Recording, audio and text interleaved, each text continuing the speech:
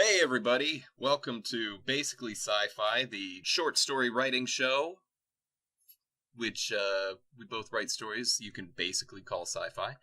My name's Todd. I'm Jared. Hey Jared, how's it going? Dandy. Dandy? Yep. What I was gonna say is, I hear that over here in Japan, I hear the word dandy all the time. Oh, yeah? Yeah, they use it to mean, gentlemanly. I don't know. I've never really heard that before. Kind of the origin of the term. Yeah. That's kind of the origin of the term in English, but it's been worked around, and it means flamboyant now more than anything else, I think. I know, and then the term flamboyant also has been taken another meaning. Oh, yeah. So that's kind of more what I associate with dandy. Yeah, I just like using that term because it confuses people, because they don't hear it very often. Well, I wasn't trying to imply anything about your dandiness. What? You just had a birthday. I did. Yeah. Last week. Happy birthday. Oh, thanks. Did you catch up to me yet? How old are you? I don't know. I'm 30. Oh, Jesus. Me too. Oh, Jesus. Yeah, we'll go with that. What? No, that's really... No. Dude, you got held back like 4 years. You're way older than me. I did get held back 4 years in high school. No. Alright, I guess this is now the honesty cast. I repeated freshman year of high school. And 4 times. Exactly, 4 times. And because I'm at the younger end of the spectrum for school years starting, and you would be at the older end. Well, I'm kind of right in the middle. That makes us almost the same age, despite the fact that I repeated freshman year of high school. Yeah. Only because I didn't go to it the first time. Most people don't need to go to high school to complete their classes. Most people. Drop out of school, kids. Drop out of school. Every week, bringing you important life messages and helping you make those tough decisions. Why do we call this basically sci-fi? What is the point? Don't feel like there's a whole lot of point to any of it, but... Anyway, I could be wrong. What'd you do for your birthday? I worked an 11-hour shift, and then I went to bed. Oh, that's beat. Yeah. Yeah, it was good times. Good times. I just had 10 days off from work. Oh, nice. Yeah, I went back to work last Saturday. Was that just a holiday break for the students, or? Yeah, because of the way the holidays work here in Japan, the people wouldn't have been coming to the school anyway. So, yeah, we closed it down, and my holiday got extended. Like, it's awesome, because the days that I had off from work matched up perfectly with my work days and my weekend. So, like, when my first weekend finished, the vacation started. And then when the vacation finished, my weekend started again, because I had Thursday, Friday off. Nice. Yeah, so I got extra time off. Unlike last year, where I only had 4 days off, because it started on my weekend. It's not like I always have all this crazy time off. Anyway, 10 days off. Didn't do nothing except play Civilization 6, which is awesome. Well, then, yeah, I need to pick that game up. Still haven't, because I don't have a computer that can run it right now. It's basically Civ 5. Welcome to the Game Review Podcast. It's basically Civ 5. Except streamlined in certain places and expanded upon in other places. So, I don't know, it's different enough. I enjoy it. Yeah, I wasn't a big fan of Space Civ, so... Oh, I know, right? I did like that they were getting back to the basics. The only thing I liked about Space Civ, what is the real title of that? Beyond Earth. Beyond Earth. Yeah, the only thing I liked about that was how it felt like, yeah, I did a science victory in Civ 5. This is continuing that, right? Yeah, kind of. I can see that. Yeah. I don't know. It just, the whole technology tree didn't make any sense to me. Yeah. That's probably more because I'm stupid, and I didn't play it very much. I like the science tree in Civ 5. Just fill it out. Yeah, so the science tree is a little bit different in 6, but it's a lot more just fill it out than Space Civ was. I don't know, I think Steam says I put like maybe 60 hours into Space Civ. Oh, so that's about 40 more than me, but so I didn't play it very much. Yeah, I figured it out, but all the different victory conditions like end up being exactly the same, just choosing a different aesthetic. It's pretty beat. That's weird. No, I played through like a couple of times, and I just didn't enjoy it very much, so I went back to playing Civ 5 because I always liked that game. Yeah. It was always pretty good. Yeah, I played Civ 5 all the way until 6 came out. Anyway. Oh yeah, we're doing a show, aren't we? Oh, we were doing a show, weren't we? Oh man. And yeah, we were doing a show about sci-fi. Basically. That was good. That should be our catchphrase. Yeah. No, I really shouldn't, because that's just a really cheesy line, but... Yeah, but we did it. We didn't... You know, people... It was off the cuff. All our demographics out there, that was off the cuff. We do not bother writing scripts for anything other than the stories themselves. We're gonna get on Twitter like, hey, maybe you guys should start writing scripts before you get in there. I mean, I like Civ 5 too, but... That is a solid suggestion. Yep. By the way, check out our Facebook and Twitter. Both are actively checked by me and Jared. At least once a month. At least. All right. Anyway, so this week I'm going to ask again, who should read first? I say we stick to the same format. Just you go ahead. All right. And I'll follow up. I don't mean to assume, you know. Yeah? You know what they say about people who assume? Not really. Yeah, I think it goes like they're often wrong. You know what they say about people who assume? They don't check Google as often as they should. Yeah. I take a sip of coffee as if to accentuate my point. All right. Well then, I'll go ahead and read mine. Yeah. You want to hear a little recap of what happened last time? First, I think we should remind them what the prompts were. Oh, all right. Yeah, let's do that.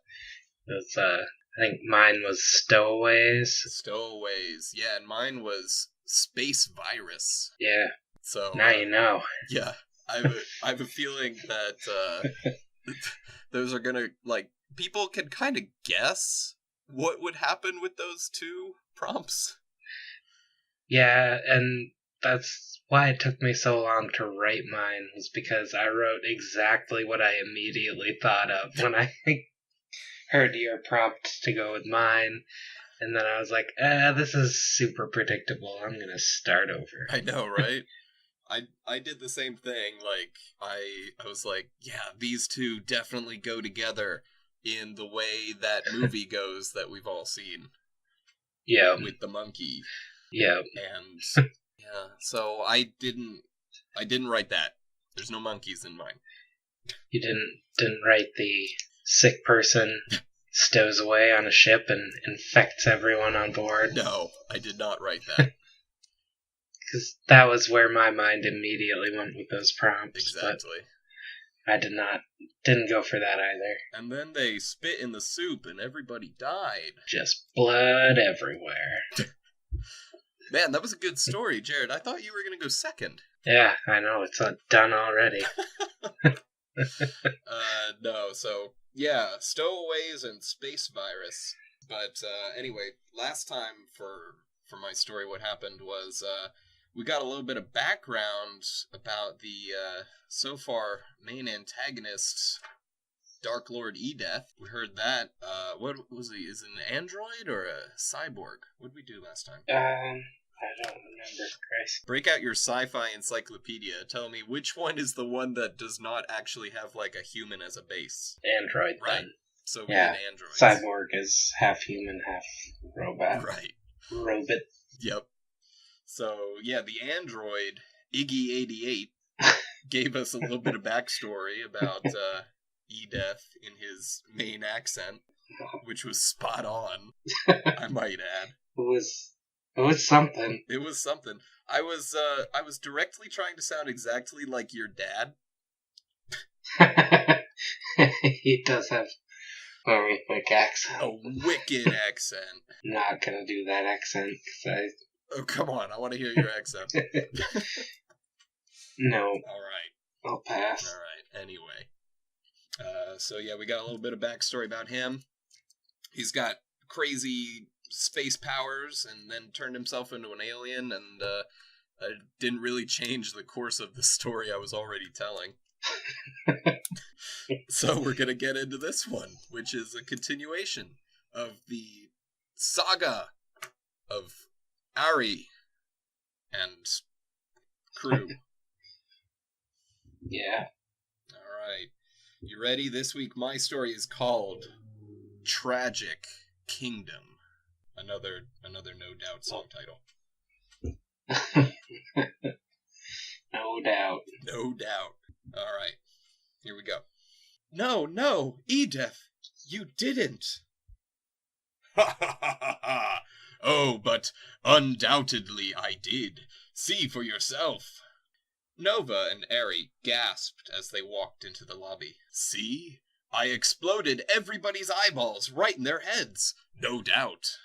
Iggy88 stood and did a Hitler salute. Iggy, what are you doing here? I told you to wait in the car. I was just telling everyone your origin story in a bad Maine accent. Good. Nova, Terry, I want you to meet Iggy. His Maine accent is hilarious. Iggy, tell him the story. Terry, you're gonna love it. No doubt. Nova quickly interrupted, but her voice trembled. I've already heard it. Okay. Sorry, Terry, but I'll have him tell you the story later, after we're done here. Done doing what? Iggy asked. I've been struck with another undoubtedly insane whim. You like that? I'm really trying to hammer in the catchphrase here. Hammering it home. Yep. Suddenly, Edith stuck 4 of his tentacles down his own throat as they writhed madly.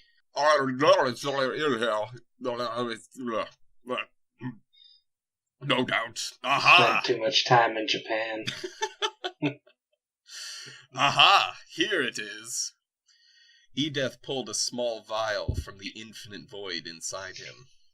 The vial was labeled only with a skull, so even though Ari couldn't read, he knew it was poison. He handed the vial to Iggy. It's covered in spit and jizz? I want you to sprinkle some of that on these corpses. Iggy did as he was commanded. The poison in the vial glowed purple, which, despite catch-up marketing campaigns from the early 2000s, is not a color that any kid would want to ingest. Terry poured the liquid directly into the corpse's eye holes. After a moment, the corpse blinked. Then it too stood and did a Hitler salute. Edith spoke directly to the corpse. What is your name? It moaned. Edith did a facepalm. I exploded your eyes, not your tongue. What is your name? Sorry, master. My name was Marconi Anders. Edith whipped the corpse with one of his tentacles. No doubt your name is Toby. God damn it. Even Marconi was shocked by that one. He gave Edith a defiant stink eye. Toby, no doubt I want you to vomit into the mouths of each of these other corpses. Marconi continued to glare at Edith, but he was getting no reaction, so did as he was told. Each time Marconi vomited into another corpse's mouth, it too would rise and further spread the corruption. Some of the zombies were really into it, and even after all the corpses had risen, they continued vomiting in each other's mouths, snowballing the virus. Ari couldn't stop staring. He had seen some weird shit today. Teleportation, ray guns, horny birdmen, and now zombies? No doubt like what you see, Terry. Well, check this shit out. He pulled a microphone out, or a megaphone. Pulled a megaphone out. Attention, attention all zombies. Please board Rocket Zero and await further instructions. No doubt. The zombies began to shuffle down a corridor with a sign marked Rocket Zero. Joke's on them, Terry. I'm not giving any instructions. I'm just gonna launch that rocket into that nearby planet. The space zombie virus should spread quickly, and when all of them are dead, stupid zombies, the inhabitants will be much more inclined to hand over their dark crystal. What was that planet called again, Iggy? That's Meteoria 7, boss. Ari was stunned. He had been Lord Beangut's personal executioner for years, but he had never heard of any dark crystal. What's a dark crystal, Lord Edith? Iggy clarified. It's a thing Edith made up. He's got his heart set on them, though, so just roll with it, okay? Ha ha ha ha! They are real, no doubt. And when I find them, I can finally conquer the universe. Of this, I have no doubt. When watching zombie... You like that? Yeah. Yeah. Yeah, that's pretty good. Yep. When watching zombies vomit in each other's mouths while moaning in ecstasy isn't the worst part of your day, then you have every right to complain about just about anything. Ari slumped to his muscular, sexy knees. What's the matter, Terry? Having another fit of MS, no doubt. What? Edith was under the impression that old Terry Star had MS. I must have missed that one. Alright, well. Anyway, it was part of a long list of things that Ari learned about himself as he assumed his persona. Anyway, tentacles pulled another vial from the infinite void inside of Edith. Here, as promised, the cure for multiple sclerosis. He poured the whole vial on Ari's head, which, you know, now I'm feeling really bad about that guy who Ari murdered the shit out of before. He was this close to getting the cure for it. He poured the whole vial on Ari's head, but our hero still didn't rise. That should kick in a minute. You'll be right as a meteor shower, no doubt. Ari got up soaking wet and sexy and ran to the space window. There he goes! Look at him, everyone! Damn. Ari wanted to get one last look at his home planet before zombies turned it to shit. Rocket Zero could be seen already hurtling through space, bearing the deadly virus inside. I have to go to the toilet, Ari yelled as he dashed back into the teleporter room, with Nova following hot on his heels. Okay, Terry. You'll find it to the left, just over the eyeless bird corpse. Ha ha ha ha ha. No doubt. It's getting kind of Anyway, back in the teleport customs lobby, Ari started slamming his fists on the teleporter console. Send me back! Send me back! I need to ward Lord Beangut! Send me back, damn you! Nova tugged at his arm. Don't be ridiculous. If you go down there, you'll just be infected too. It was at that moment Ari considered slapping the shit out of her. But then he felt bad, because, wow, he was about to hit a woman? Who does that? The momentary aside helped him to calm down. Show me how to use your telepath phone device. I'll warn him with it, Nova sighed. Ari, I know you want to help him, but 2 people have to each have a phone to make a phone call. There must be something we can do. Use your magic! Nova took out her phone to show him. Look, magic isn't real. Magic is just what idiots like you use to explain shit you don't understand. I'm telling you. Suddenly, Nova's phone began to ring. And, you remember there was an interesting ringtone. Yes, yeah, I do remember that. I'm gonna spare you that. Okay. Although I feel like I should make you do it again. I know, I'm just sparing myself doing it. Who could be calling me now? Hello? Nova, it's me, Flare. Flare, where are you? Ari was stupefied. I thought she broke her neck and died. Ari, for fuck's sake, we've been using synthetic clone bodies this whole time. How many times did you cut our heads off? 2. Then you shouldn't be shocked. Fuck, catch up already. Flare, where are you? After I disconnected from the clone, I was coming to meet you both at the customs when I overheard Edeth's plan. So I boarded the rocket with the zombies. I'm gonna manually redirect it away from the planet. But, Flare, where will you redirect it to? I can't just land it on another planet. Right? There's a star nearby. Uh-huh. If I crashed the ship into it, the zombies would all be incinerated, stopping the virus. Okay, I'm following so far. That's the whole plan, Nova. Right, but then how do you get back? Nova, you sound as stupid as Ari right now. I called to say goodbye, and to ask you to stop Edeth. If he finds out I foiled his plan, he'll just pull another zombie rocket out of his ass. Flare, this is too much. How can we stop him? I don't know, but I didn't think it would hurt to ask. Well, it won't hurt as much as crashing into a star, at least. Flare giggled. You're such a bitch. Can you put Ari on real quick? Sure. Nova handed the phone to Ari. Yeah, Flare, what's going on? Ari, I know you were looking forward to that 3-way, but I'm afraid I won't be able to make it. I'm gonna crash... Alright, that was good. I'm afraid I won't be able to make it. I'm gonna crash Rocket Zero into the sun nearby. Your planet will be safe from the virus for now, but you need to stop Edith from trying again. Goodbye, Ari.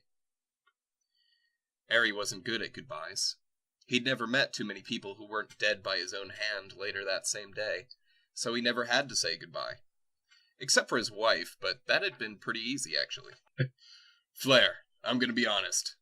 Until a minute ago, I thought you were dead already, and I'd already pretty much come to terms with it. But thank you for this. Don't worry, Ari. You feeling sad wouldn't change anything, so whatever. Yeah, I'm glad we can be reasonable about that.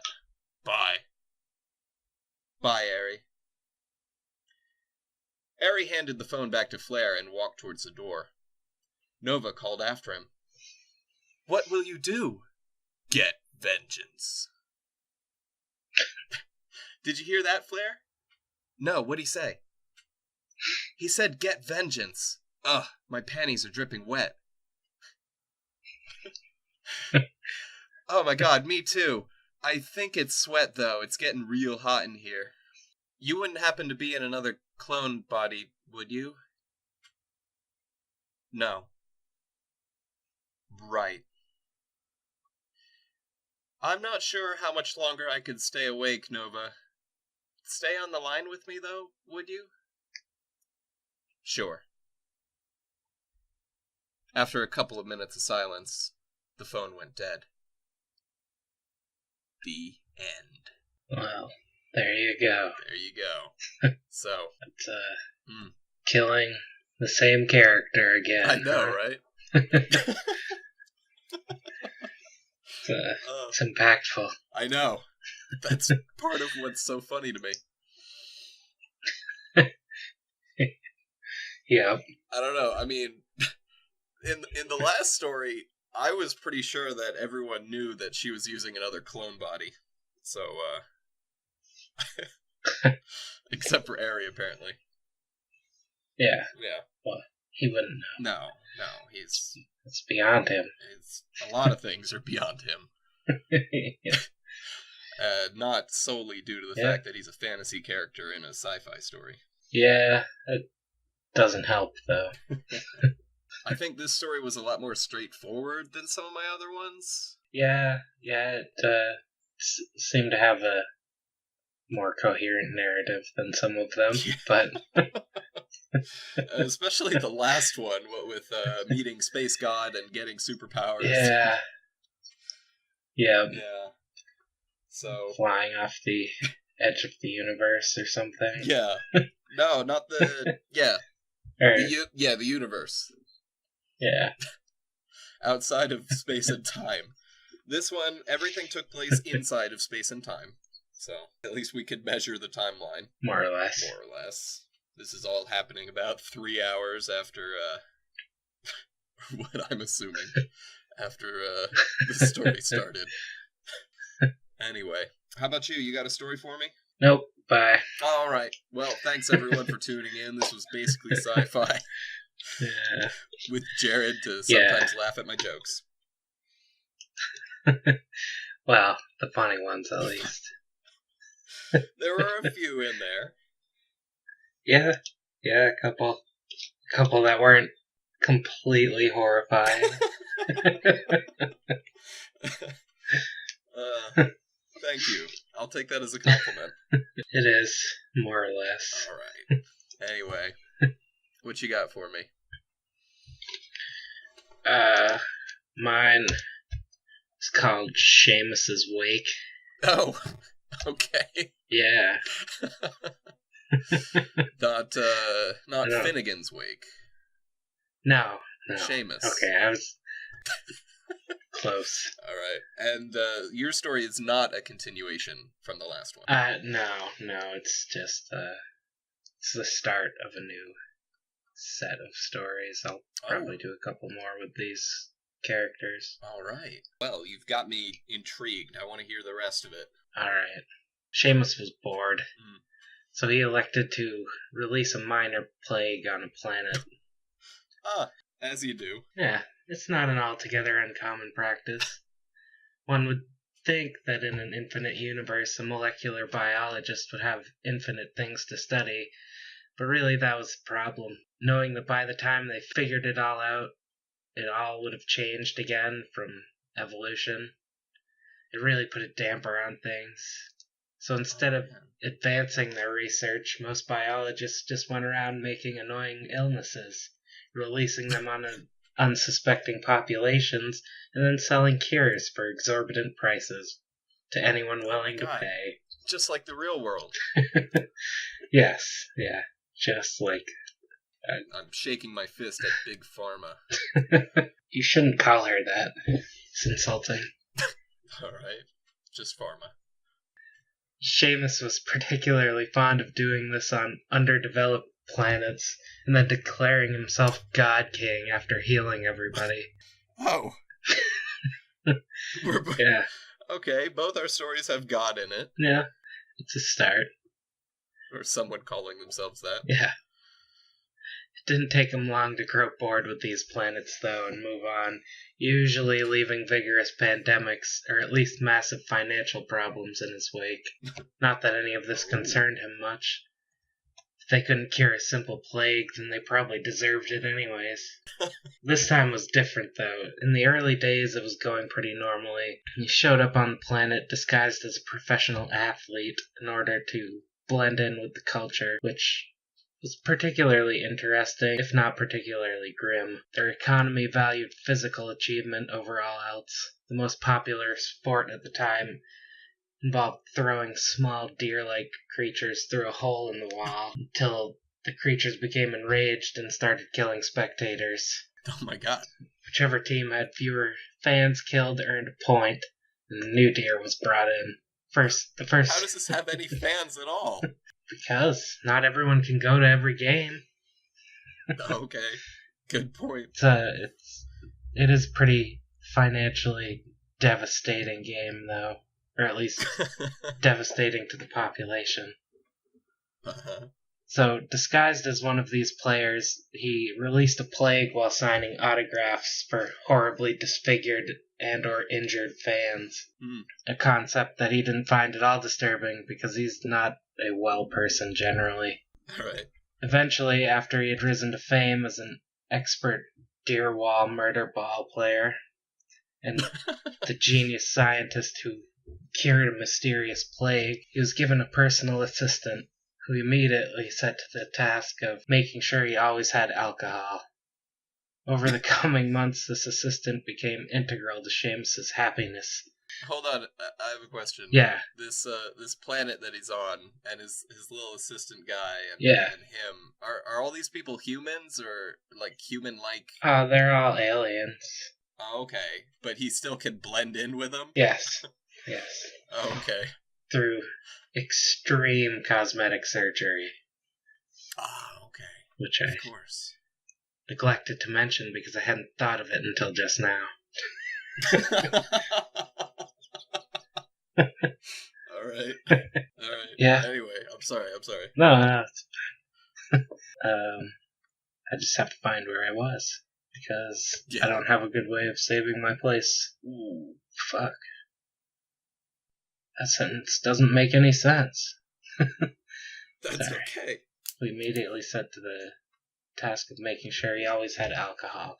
Over the coming months, this assistant became integral to Seamus's happiness, and he used it to save himself, though not his people.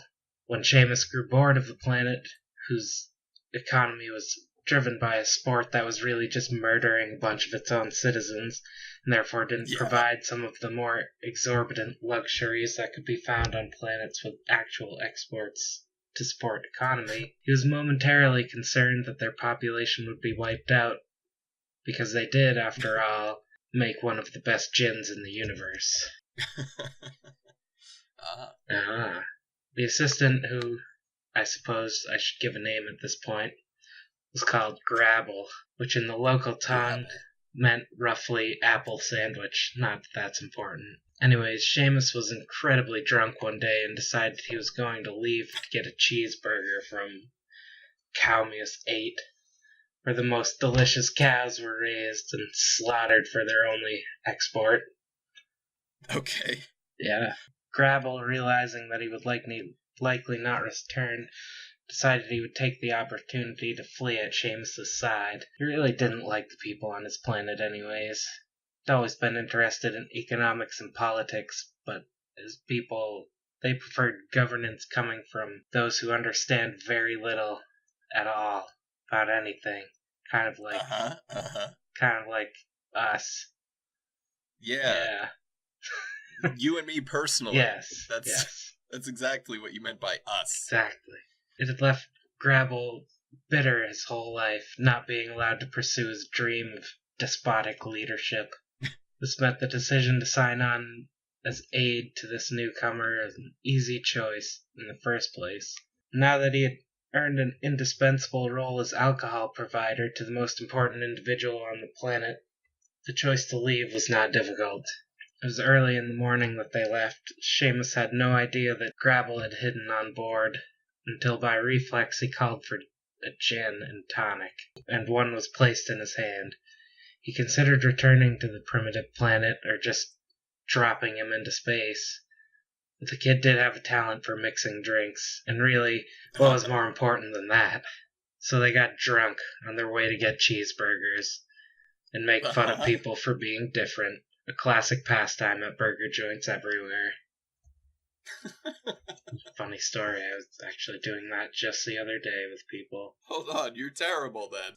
They saw all sorts of comical things in the hour or so they were there, including one lady who lost her shit because the burger she ordered came exactly how she ordered it, but she had changed her mind in the interim as to the type of cheese she wanted on it, and it had become someone else's fault immediately. So Seamus elected to throw french fries at her until her head exploded, at which time they chose to move on to avoid legal repercussions. I can't believe anyone was eating. What are those french fries made out of? I think it was more that her head was extremely volatile. Oh, okay. Well, then that's basically not his fault. No, how could he have known?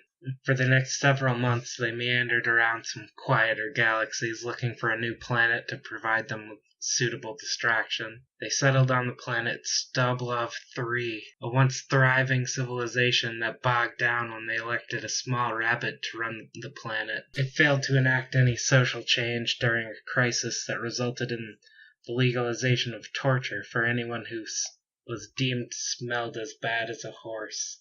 A particularly unclean horse at that. This led to decades of debate on what horses smelled like, and the planet's resources began to dwindle as the leading minds on the planet worked on determining how bad a particular smell was instead of other technological advances that may have actually mattered. As Seamus prepared a new disease to unleash, it occurred to Grabble, being more primitive and therefore more concerned with morals, that wiping out another population might not be the nicest thing to do. Seamus knew this was ridiculous, but after a few particularly strong whiskey sodas, he relented and let Grabble do it his way. I don't know if I like his choice of drinks. What? What's wrong with whiskey soda? I don't know if I like his choice of... Nothing. Except, the taste. Gin and tonic is always good, though. That was the other one I mentioned. Back to the story, I guess. Yeah. They began by introducing disruptive technologies to the local economy, including a smell-o-vision camera that once and for all settled the debate on horse scent. They used the money from these inventions to buy several smaller continents, from which they started wars with other governments that weren't really into it. After the longest war in this planet's history, about 2 days, the whole planet surrendered to Grabble and his drunken friend. And that's where we leave it today. Next time, the beginning of Grabble's lifelong dream of come true of despotic rule. Oh. Well, I thought he had morals. No. Well, he has morals, but doesn't care much to act upon them. Oh, okay. He just didn't want to wipe out the population so that he could become the ruler. Okay. Which I guess I didn't do a very good job of implying. No. No. I thought he was having a serious crisis. Like, oh man, this guy I'm working for is no good. I mean, I got a sweet gig mixing drinks privately for an important person, but he's gonna murder a whole planet. Yeah. Oh man. Alright, well I'm excited to see where that goes. Unlike my story, very funny story. And a lot going on there. I feel like you've built a universe that I can relate to where nothing matters. Yeah, that's kind of been the overall theme of all my stories, is that nothing really matters in this universe. No, and you can scientifically qualify how nothing matters. Yeah, that's kind of the point of science, I think. Yeah. Why just even bother? Explaining how nothing actually really matters. Yeah, like global warming. The sun is gonna envelop the earth at some point, so what's it matter? You gotta take the long view, people. Exactly. Nothing we do to the earth is going to really destroy the earth. It'll make it uninhabitable for us, but the earth will still be there. Yeah. So what if we can't destroy it anymore? Then we'll all just plug ourselves into the Matrix or some other kind of sci-fi thing. Yeah. Yeah. So hurry up and get to destroying the earth if you want to see what sci-fi future looks like. Or if you just want to be in the Matrix. Which I do. Desperately. I mean, as long as Keanu Reeves isn't there. I actually have nothing against that one guy. Against Keanu Reeves? Yeah, I don't mind his acting, and he seems like a decent person for as far as celebrities go, so. But the last movie I saw him in was Constantine. The last movie I saw him in was The Matrix 3. I haven't seen him in anything since then. We watched Constantine together in a theater. Did we? Didn't we? Yes. I don't think so. I don't remember ever seeing that movie. You've never seen it? I don't think so. Okay. Well, then that decreases the chances that we saw it together. Unless I was really drunk. That's also possible. It's possible, but I don't think so. Also, you may have noticed I kind of wanted to get drunk while I was writing this story, but didn't. I just kept thinking about it. I noticed a reference or two to alcohol. One or two. Which yeah, brings us to the conclusion of this episode and the acquisition of drinks afterwards. So now feel free to get drunk because we don't have to do this anymore. And that reminds me, not to spoil it, but we should probably come up with prompts for next week. Yeah, we probably should. In fact, I already have. It's written right here. Oh, yeah? In front of me. Words. What's your prompt? I took stim packs. Stim packs? Yeah, like, in science fiction video games, instead of health packs, they tend to have stim packs. Yeah, like in KOTOR. Yeah, and I was thinking StarCraft, but yeah, that works too. Okay. Well, then I could only think of KOTOR. In which case I was like, yeah, a multitude of sci-fi video games have stim packs. 2 of them. Yeah, one that I knew of. Well, you knew of KOTOR 1 and 2. Come on. Oh, there you go. You caught me.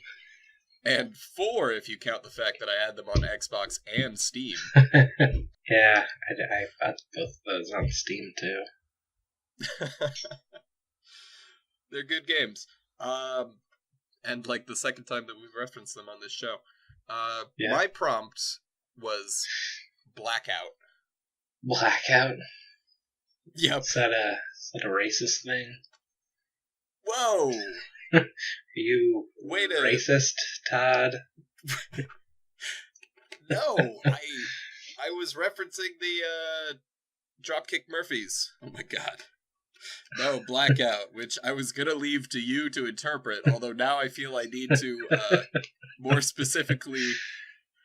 Like a blackout from the overconsumption of alcohol, or the blackout from like a power outage. You know, mine's definitely gonna be blackout from overconsumption of alcohol, but that kind of feeds right into my character Seamus. But I did not tell you what the prompt was gonna be, but. Anyway, after hearing about Seamus, I was like, yeah, this is going to work out just fine. Yeah. Stimulants and alcohol. It's a bad combination. Yeah. Which, that one's all on you. You're the one saying stim packs.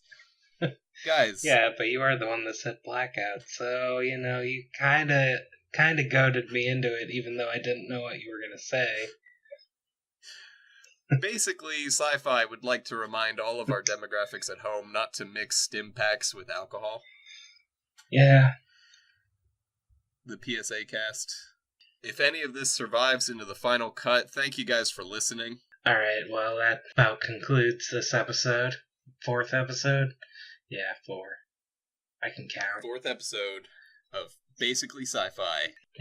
Do the Twitter, Facebooks, the other stuff. We will see you next week, or next time, with blackouts and stim packs. Yep.